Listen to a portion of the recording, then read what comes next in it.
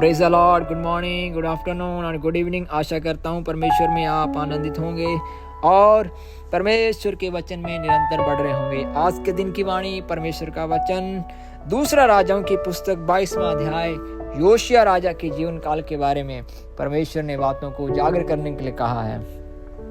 यहाँ पर हम पा रहे हैं कि योशिया राजा, जो कि यरूशलेम के ऊपर राज्य करने वाला एक राजा है और जिसे परमेश्वर ने चुना था, और लगभग इनका उम्र भी बहुत कम कहा गया है। दूसरी तरफ दुष्टता के रूप में कार्य करने वाले अनेकों राजा यहाँ पर हुए हैं, लेकिन परमेश्वर ने योशिया राजा को भी चुना।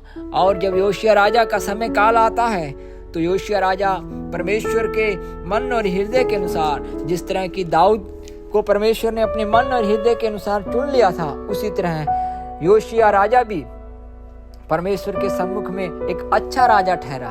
और योशिया राजा ने याजकों को, जो मंदिर के याजक थे और इसके अलावा जो मंत्री थे, उनकी सहायता को लेकर योशिया राजा ने मंदिर के निर्माण कार्य को पूरा किया।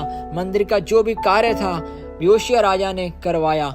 और इसके पश्चात जो ऊंचे स्थान बनाए गए थे, जो अन्य आराधना किया जा रहा था, अन्य राजाओं के द्वारा जो कार्य करवाए जा रहे थे, उन सारी अशेरा की मूर्तियों को, जो कि आकाश के गणों को पूजा जा रहा था, और इसके अलावा अन्य घिनौने कार्य जो वहाँ पर हो रहे थे, अन्य राजाओं के द्वारा इज़राइल में लाए गए थे, अन्य प्रकार की मूर्ति पूजा को लाया गया था और परमेश्वर के लोगों को परमेश्वर से दूर किया गया था। उन सारी बातों को योशिया राजा के समय काल के दौरान हम पाते हैं कि परमेश्वर ने योशिया राजा के द्वारा बड़े अद्भुत एक जागृति के रूप में कार्य किया।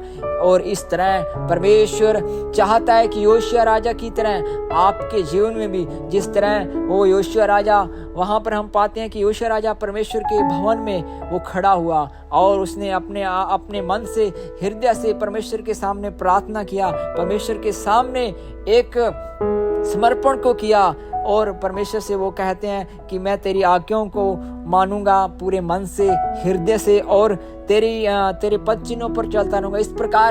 इस प्रकार के वाक्यों को वहां पर पा सकते हैं। ऐसा एक राजा जिसे परमेश्वर ने चुन लिया है। मेरे परमेश्वर के लोगों, परमेश्वर चाहता है कि आप भी योशिया राजा की तरह पूरे मन और हृदय से और परमेश्वर की विधियों पर, परमेश्वर के नियमों पर चलने वाले बने, ताकि एक जागृति के रूप में, जिस तरह योशिया के द्वारा परमेश्वर ने वहां पर इज़राइल में, यरूशलेम में प्रकट किया और वहां पर बड़ा अद्भुत कार्य हुआ लोगों के मध्य में, और लोग परमेश्वर की व्यवस्था की ओर फिरे। और योशिया राजा के समय काल में भी फसह का पर्व, जो कि उस समय मनाया नहीं जा रहा था, क्योंकि लोग अन्य आराधना में थे, लोग मूर्ति पूजा में थे, उन सारे कार्यों को भूल चुके थे, लेकिन परमेश्वर ने वो सारे सुधार योशिया राजा के द्वारा संपूर्ण करे। हे मेरे परमेश्वर के लोगों, परमेश्वर आज भी चाहता है कि उसका राज्य का कार्य आपके द्वारा, हमारे द्वारा निरंतर आगे बढ़ता रहे। और जिस तरह अन्य प्रकार की आराधनाएं जब अपोजिट साइड में खड़ी होती है, तो परमेश्वर अवश्य ही योशिया के जैसे एक जागृति को लाना चाहता है। परमेश्वर आपके द्वारा भी, जहाँ पर आप रहते हो, जहाँ से आप आते हो, जाते हो, परमेश्वर आपके द्वारा योशिया के जीवन से संबंधित सारी बातों को परमेश्वर आपके द्वारा प्रकट करे, और परमेश्वर आपके द्वारा उस जागृति को प्रकट करे जो परमेश्वर चाहता है। परमेश्वर इस वचन के साथ आप सभी को आशीष करे। May God bless you. आमीन।